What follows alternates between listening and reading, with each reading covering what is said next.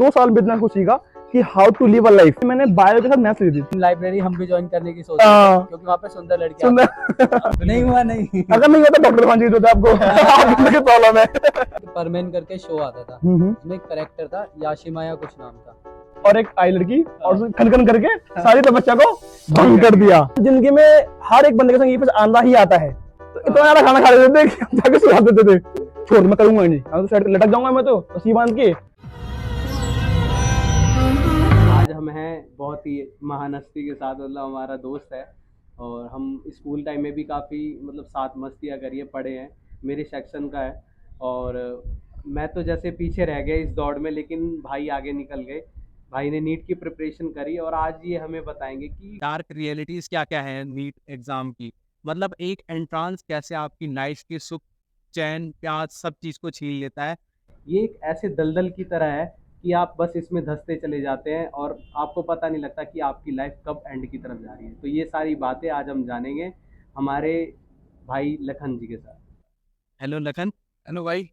और एक बात और जो पहले लोग कमेंट कर रहे थे मोहित भाई के एंट्रेंस का मतलब एंट्रेंस है, एंट्रेंस एग्जाम। हाँ, तो अब कंफ्यूज ना करना।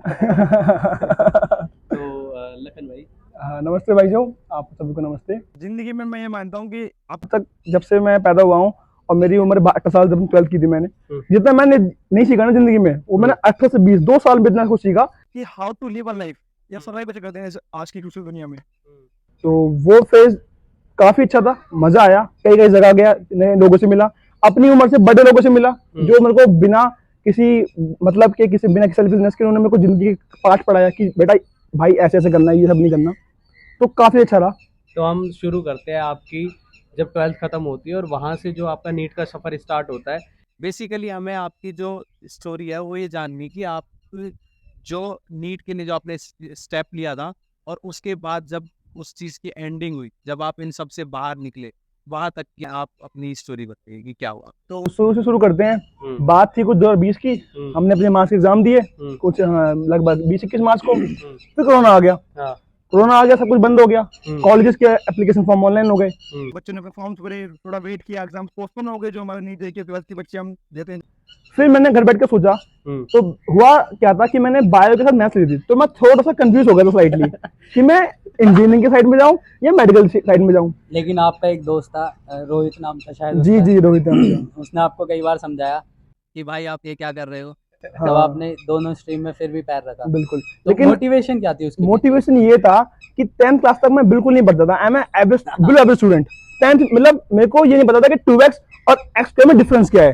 मेरे को ऐड मिटा करना नहीं आता था। लेकिन 11th 12th में मैंने इतना मेहनत, इतना हार्डवर्क किया कि मैं उन बच्चों से कॉम्पीट कर पा रहा हूँ जो बहुत अच्छे थे पढ़ाई में क्लास में मेरे। तो ये चीज बहुत बड़ी चीज थी। दूसरी बात, बायो मैथ एक अलग स्ट्रीम है। मैंने दोनों को साथ में करके एक ये चीज देखी कि मैं कोई चीज बड़ी इम्पॉसिबल नहीं है, मतलब कि कुछ अलग अलग स्ट्रीम भी है, लोग कहते हैं कि इम्पॉसिबल है एक टाइम पे दोनों करना है, क्लास होता है क्लासेस टाइमिंग। लेकिन मैंने ज्यादा टाइम देके टाइम मेंटेन करके अपने आप को एक ऐसा बंदा बनाया जिससे मैं दोनों से बेस्ट पढ़ पाऊँ। ये बात रही मैथ्स बायो की। फिर मैंने डिसाइड किया कि मेरे को अब मेडिकल फील्ड में जाना है, जस्ट बिकॉज मेरे को इसमें इंटरेस्ट भी आ रहा है और मेरे को आगे इसमें जाना है। चलो ये तो एक 11th कहानी रही। 12th की जर्नी तो लगभग हर स्टूडेंट फेस करता है। हाँ। लेकिन जो मेरा मेन कंसर्न है और जो आज का हमारा टॉपिक है कि जैसे बच्चे कोटा जाते हैं पढ़ने के लिए, घर छोड़ते हैं, तो वहाँ जाके क्या माहौल है? क्योंकि उस माहौल में मेरे को नहीं लगता ज़्यादा बच्चे जा पा रहे हैं और वहाँ से निकल पा रहे हैं। हाँ। 2 तरीके से निकल रहे हैं, एक तो भाई ट्रेन की टिकट वापस आ रही है, एक तो भाई सिर्फ लोटा में हम सब जानते हैं। आप तो टिकट से आ गए होंगे। टिकट से। मैं सही बैठा हूँ, बहुत भगवान की कृपा है हमारे पे। तो वहाँ से अब अपनी जर्नी हाँ, शुरू कि करिए। आप टिकट से वापस तो आए। कुछ दिन पहले 1 साल पहले मैं लाइब्रेरी ज्वाइन की थी। लाइब्रेरी का भी आजकल बहुत बड़ा क्रेज है। सब लोगों को यूपीएससी की प्रिपरेशन लाइब्रेरी में करनी है, घर पे नहीं कर पाएंगे वो, हाँ। उनको लाइब्रेरी ज्वाइन करनी है। जैसे कि मेरा और मोहित मेरा वो भी था। हम लाइब्रेरी हम भी ज्वाइन करने की सोच रहे थे क्योंकि वहाँ पे सुंदर लड़कियां हमें कोई काम तो है नहीं जाके बैठ के। फिर अब हम बात स्टार्ट करते हैं। हाँ। हुआ क्या, मैं घर पे था। तो मैं एक दिन गया भुआ के घर रहने। मैं बहुत डिप्रेस था कि मैं क्या करना है, मेरे से कुछ हो नहीं पा रहा। मैंने पेपर नहीं गया, 12th में मेरे अच्छे मार्क्स आए, लेकिन स्टिल 12th के मार्क्स से एडमिशन नहीं हो पाएगा कॉलेज में। तो मैं वापस आ रहा था, मैं बल्लभगढ़ रुका, तो बल्लभगढ़ मैंने एक होर्डिंग देखी कि ओपन लाइब्रेरी सून। मैंने कहा अरे, मैंने क्लिक किया लाइब्रेरी, मौका, अब यहाँ जाते हैं। मैंने बात की जाके, उन्होंने बोला भाई साहब 2 दिन बाद लाइब्रेरी खुलेगी, आप आइए और देखिए माहौल। मेरे माइंड में क्लिक कर गया कि अब तो मैं प्रिपेयर करूंगा नीट के लिए यहाँ बैठ के। फिर जब मैं मन लगा पढ़ने का, मैंने बैच लिया, लेकिन बैच ऑनलाइन, जब अलग सर का जो पीडब्ल्यू फाउंडेशन हुआ है उससे मैंने स्टार्ट किया पढ़ना। पढ़ते पढ़ते जल्दी में बहुत आउटकम्स आए, बहुत अप एंड डाउन आए। एक चीज मैं पूछना चाहूंगा, ये जो आप मेरे को बता रहे हो ये 12th के बाद का 12th की बात की जब मैंने 12th पास मतलब की थी, आपका फर्स्ट ड्रॉप। फर्स्ट ड्रॉप कहने के लिए। फिर मैं पढ़ता रहा, बहुत डिस्ट्रैक्शन आई, बहुत लोग मिले नए नए वैरायटीज के जो बहुत ज्यादा मेरे से उम्र के बड़े थे, उन्होंने सिखाया। पूरे लाते थे मैं इकलौता मैनिट वाला, सारे गवर्नमेंट सीजन एग्जाम वाले और यूपीएससी वाले, इनलॉट सेकंड लड़की आई। मतलब मैं मान लो कोई हिमालय पे कोई तपस्या कर रहा है और एक आई लड़की और खनखन करके सारी तपस्या को भंग कर दिया। तो सेम मेरे साथ वही हुआ। लास्ट के 1 महीने पहले लड़की आई कि 12th पास आउट थी और मैं ड्रॉप हो गया था, मैं 12th पास आउट कर चुका था। मैं मेरी पूरी तपस्या लास्ट के 1 महीने में भस्म हो गई कि भाई जो जो पढ़ा था उसके चक्कर में सब खत्म। तो आपको क्या लगता है आपकी तपस्या उस लड़की के आने से भंग हुई सिर्फ? बिल्कुल। कैसी लेकिन थी लड़की? अच्छी थी। मेरी काश की थी, सुंदर थी। और मेरे जो नानी घर है उसके बगल में ही घर था उसका, तो खाना जानता उसके बारे में। तो आपको लगा वो level में ऐसा बढ़िया फैमिली अब तो सिस्टम सेट है। लेकिन उस टाइम पे बहुत इमेच्योरनेस थी माइंड में, कुछ समझदारी बहुत कम थी। जो 12th के पास 12th तक बच्चा बहुत इमेच्योर होता है, स्कूल से घर, स्कूल घर से स्कूल, 2 चीज करता है। दुनिया नहीं देखी होती, उसको बना बना खाना मिल रहा है, मम्मी पापा का प्यार मिल रहा है और बुक्स मिल रही है पढ़ने के लिए। लेकिन उसको ये नहीं पता कि सर्वाइव कैसे करना है। जिंदगी में आगे क्या करना लेकिन है। उसको ये नहीं पता होता कि ये मम्मी पापा के प्यार से अच्छा सुंदर काम हाँ, वो बॉडी में जब टेस्टोस्टेरोन बढ़ते हैं ना, तो बॉडी में ब्रेन का इफेक्ट बढ़ जाता है, वो सप्रेस हो जाता है हमारा समझदारी। वो सब आपका भी होगा, नहीं होगा, मैं गलत कह रहा हूँ। नहीं हुआ नहीं। अगर मैं कहता डॉक्टर कौन चाहिए होता आपको प्रॉब्लम है। गलत कह रहा हूँ, ये कहानी है। तो मतलब ये था, आपको किसी ने समझाया नहीं उस टाइम कि भाई ये गलत रहा है, हाँ, बच जा अब भाई। फिर क्या रहा, जो मेरे अगल बगल में से समझदार लोग थे ना, हुआ क्या, उस उम्र में समझता कौन है? मैंने बच्चों को पढ़ाना स्टार्ट किया, science 9th 10th 11th 12th। धीरे धीरे बच्चे बढ़ने लगे, बच्चों को मजा आने लगा, मुझे मजा आने लगा। मेरी थोड़ी बहुत इनकम हो जाती थी, सेल्फ इनकम, कि मैं पॉकेट मनी अपनी बना सकूं बिना मम्मी पापा की हेल्प। धीरे धीरे मैंने पढ़ाता रहा। तो हुआ क्या कि इतना वहां पे मैंने पढ़ाया कि मैं सुबह 8 बजे लाइब्रेरी जा रहा हूँ और वहां से 5 बजे वापस आ रहा हूँ, 8 किलोमीटर ट्रैवल करके, जस्ट बिकॉज ऑफ पढ़ाने के लिए बच्चों को पढ़ाया। फिर मेरे माइंड में किया मेहनत में कम लग रही है, मैं और मेहनत बढ़ाऊंगा पढ़ाने की, अपने टाइम और दूंगा, मतलब स्टडी टाइम। फिर मैंने 8 से लेके 5 बजे से 8 तक पढ़ाया। 8 बजे मैं दोबारा ट्रैवल करके गया, थका आ रहा पढ़ा के। फिर दोबारा 9 बजे स्टार्ट किया मैंने सेकंड फेज पढ़ना, 9 से लेकर रात सुबह 4 बजे तक। मतलब मैं दिन में 2-2 घंटे 3-3 घंटे एक स्टडी टेबल पे ही बैठ रहता था। ये फेज 1-2 हफ्ते का नहीं है, 2 दिन का नहीं है, ये पूरा महीने तक चला। 3-3 महीने 4-4 महीने में एक स्टडी टेबल पे सो रहा हूँ, वहीं पे खाना खा रहा हूँ। 2 दिन तक मैं नहाता नहीं था, खाना नहीं खा पाता था। बस मैं एक लूप में फंस गया था कि मेरे को ये सिलेबस कंप्लीट करना है, जो कि 100 चैप्टर का है और एक बहुत बड़ा कॉम्पिटिशन मेरे माइंड में ये था। अब मैं गला मजदूरी कहते हैं उसको, हार्ड वर्क के पीछे भाग गया। स्मार्ट वर्क मैंने नहीं पकड़ पाया, जस्ट बिकॉज मेरे पास एक अच्छी गाइडेंस नहीं थी किसी की। वो ठीक है, लेकिन आपकी जो ये मैंने स्टोरी सुनी, जी। इतना सारा स्ट्रगल है इसमें, इतने बजे उठना और सिर्फ पढ़ना, नींद भी डिस्टर्ब हो रही है। इसमें जो मेरे को एक परमैन करके शो आता था, उसमें एक करेक्टर था याशिमा या कुछ नाम था। उसका क्या सीन था, वो किस लिए फेल हो रहा था बार बार, तो भाई वो नींद पूरी नहीं ले रहा था। बिल्कुल उस लड़के का एग्जाम क्लियर होता है जिस दिन वो पूरी रात चैन से सोता है। वो स्ट्रेस में आता है। गाइडेंस नहीं था ना, ये को बताने वाला नहीं था कि नींद भी जरूरी 8 घंटे की, ताकि ब्रेन कैपेसिटी रिटेन कर पाए नॉलेज को, इन्फॉर्मेशन को। गाइडेंस तो चलो फिर भी होती है, यूट्यूब पे आजकल तो गाइडेंस की कमी नहीं है। मैं ही नहीं कह रहा आपकी कोई गलती है। फिर लास्ट में मेरे 312 नंबर आए, फर्स्ट ड्रॉप में 312 सेल्फ स्टडी से करके। फिर मैं घर आ गया। मैं घर आया, मैंने सोचा क्या करना आगे मेरे को वहां पे 1-2 बंदे ऐसे मिले जो मुझे लगता है कि मेरे लाइफ में काम आएंगे। अब वो करंटली ऐसा ही है, उन्होंने काफी 28 उम्र की एज में इन्होंने एग्जाम फोड़ के एक सब इंस्पेक्टर हरियाणा में जॉब ली है, तो इट्स अ बिग डील। और वो एक गुजर था, एक ऐसी फैमिली से आता था जो कि सब लड़ाई वाले थे, लेकिन स्टिल उन्होंने बैठ के अपनी पढ़ाई को टाइम दिया और एक अच्छा बनाया। तो मुझे बहुत मोटिवेट करता था कि नहीं, जिंदगी में अगर आप कोई एम बनाते हो तो उसको अचीव कर सकते हो आप, बस हार्ड वर्क की वजह से। मेरे माइंड में ये था। तो मैं उसी एक थॉट को लेके, एक दोस्त है मेरा क्लासमेट पीपी ने बोला कि भाई हम चलते हैं कोटा। हमने कहा ठीक है भाई। काफी चीज सोची कि आज हानि पढ़ाई हो पाए, कुछ ना कुछ होता होगा, थोड़ा माहौल नहीं बन पाया। वो ही थोड़ा बहुत मतलब बालक बुद्धि में चले गए कोटा। दोनों चीज हम टिकट कराई, हम बैक पकड़ चले गए कोटा। हमने सोचा कि हमारी माँ बाप अफोर्ड नहीं कर पाएंगे, लिटिल नहीं कर पाते हम कोचिंग। हमने सोचा हम एक अच्छा पीजी लेंगे, एक अच्छा स्टडी रूम बनाएंगे, एक अच्छा मैथ्स करेंगे, खाना खाएंगे और बस पढ़ाई से मैथ्स से पढ़ाई, और एक अच्छी टेस्ट लेके टेस्ट लगाएंगे ज्यादा। कोचिंग की जरूरत बात आती है तो उस टाइम पे एक बहुत बड़ा बूम आया था ऑनलाइन एजुकेशन का, पीडब्ल्यू की वजह से, बाकी कोचिंग की वजह से। हमें लगा कि वो सारी गाइडेंस जो एलन वाले, कास वाले बड़े बड़े इंस्टीट्यूट दे रहे हैं, वो हमको ऑनलाइन सस्ते रेट, फ्री रेट में मिल जाएगा। फिर हम गए, पढ़ना स्टार्ट किया। उसमें भी हमको वही प्रॉब्लम आने लगी, पढ़ना ही नहीं मन लगता था। धीरे धीरे हम अच्छा पढ़ाने शुरू करने लगे, धीरे धीरे। फिर हमारा एक दोस्त और था, प्रफुल्ल रोटाला एक लड़का था, वो भी आया। फिर हमने पढ़ना स्टार्ट किया तीनों ने, एक अच्छा। अब जिंदगी में क्या होता है कि एक दिन की प्रिपरेशन नहीं होती, साल भर की प्रिपरेशन बहुत बड़ा फेज होता है। जब आप बिल्कुल आइसोलेटेड, बिल्कुल फैमिली रिलेटिव फ्रेंड सबसे अकेले रहते हो ना, तो जिंदगी जीना एक बहुत बड़ा फेज हो जाता है कि आप अकेले बस सुबह से रात तक एक ही कमरे में चार दीवारी में चार किताबों के साथ पढ़ रहे हो, तो बड़ी फेज हो जाती है, आसान बात नहीं है। और जिंदगी में हर एक बंदे के संग ये फेज आना ही आता है, अभी नहीं आएगा भविष्य में आएगा। भविष्य में या तो पहले आया होगा। समझ में आता है कि वो एक साल बिल्कुल कट के एक जगह पे रहेगा, सब कुछ हटा के, किसी से कौन बात नहीं करना, सबसे बात नशा नहीं करना, करना। नशा नहीं करना कोई भी। अच्छा वैसे नशा लोग कहते हैं ये गलत है। हाँ, कोटा की वजह पे आपके आने वाला कोटा पे है कि कोटा में ये सब चलता था बहुत ज्यादा। नशा हो गया, चोरीबाजी हो गई, तुमने नहीं किया नशा? हमने नहीं किया भाई, बिल्कुल भाई बिट रहे। ऐसे कैसे भाई? हमने एक अच्छे संस्कार हमारे माँ बाप ने दिए थे बचपन से कि अच्छा। आपको पैसे सोच समझ के खर्च करने हैं, हाँ, और एक एक पैसे की वैल्यू हमें पता है कि एक रुपया कैसे कमाया जाता है। ये जिस इंसान को ये बताया ना कैसे भी है, गरीबी से, समझदारी से या संस्कार से, लेकिन जिस इंसान को एक रुपए की कीमत पता है वही जिंदगी में आगे बढ़ पाता है। ये तो है। लास्ट लखन भाई बनिया है।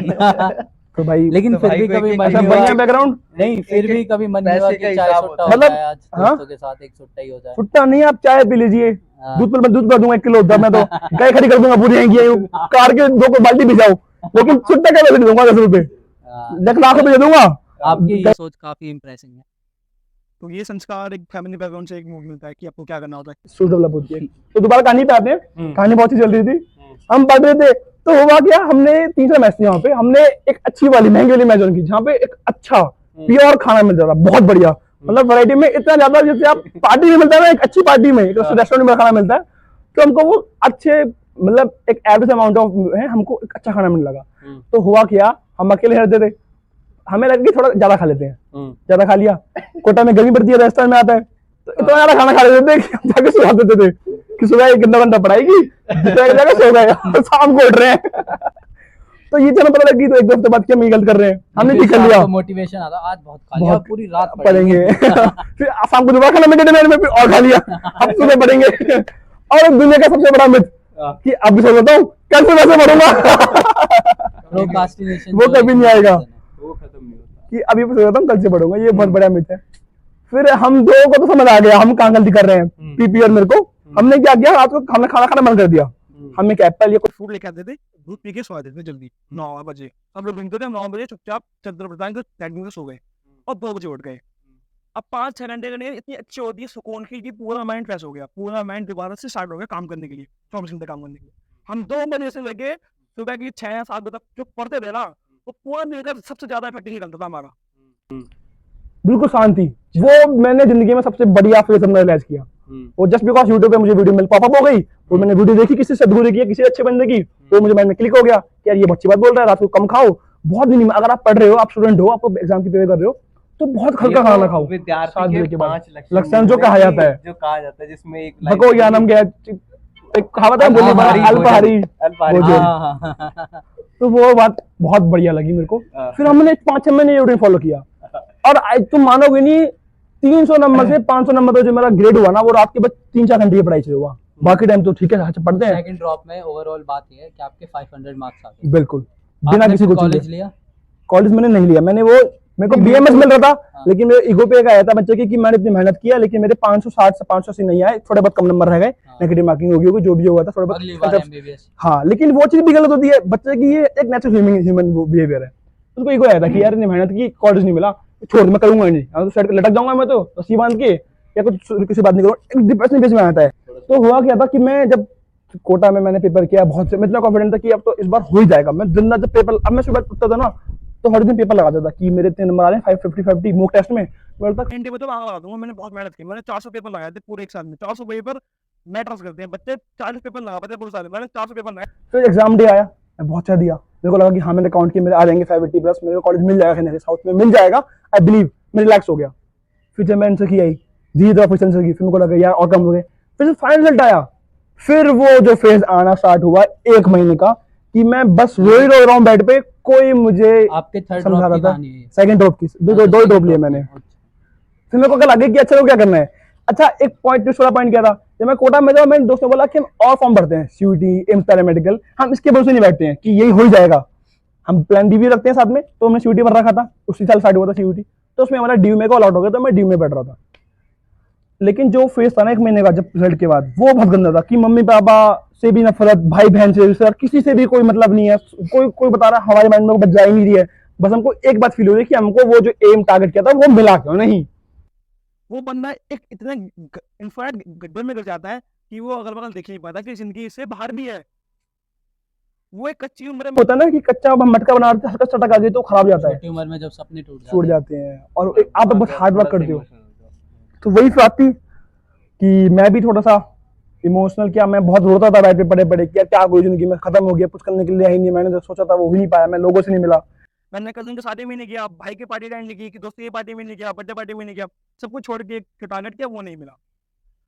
तो दोस्त वो फेज होता है, बहुत हार्श होता है। हाँ, मैं तो मतलब फील कर रहा हूँ भाई, रिलेट आपकी काफी। बातों में फील कर रहा हूँ। आपको पता नहीं आपने सही उस में time बहुत मेहनत की है। वो टाइम कैसा निकला तो फिर होगा अब हमारे लिए। आप क्या कर रहे हो वैसे? फिर हुआ क्या, भगवान ने जो लिखा है वही मिलता है। मेरे मम्मी पापा कहते हैं जो किस्मत में लिखा है ना वही मिलेगा। आप Reality है। किस्मत में लास्ट का हार्ड वर्क किया आपने, ठीक है, लेकिन उसके बाद सेकंड स्टेप किस्मत का आपका फैक्टर आता है, वो आपके हाथ में नहीं है। आप हार्ड वर्क करो, डालते रहो, इनपुट देते रहो, आउटपुट जो आएगा ठीक है, आप उसे स्वीकार करोगे, अच्छा आगे चलते रहो। तो मेरे फर्स्ट राउंड में ही मुझे डीयू का एक अच्छा नॉर्थ कैंपस का कॉलेज अलॉट हो गया। मैं जूलॉजी ऑनर्स कोर्स में गया, मैं वहां बहुत खुश हूँ। अब मतलब मेरे को नई सराउंडिंग, नए दोस्त, नई थिंकिंग, दुनिया में और क्या क्या है। अब जो ये आउटडेटेड कोर्स है उनके अलावा और क्या ऑप्शंस हैं, उन सबको मैंने एक्सप्लोर किया और आज मैं इस पेज पे हूँ।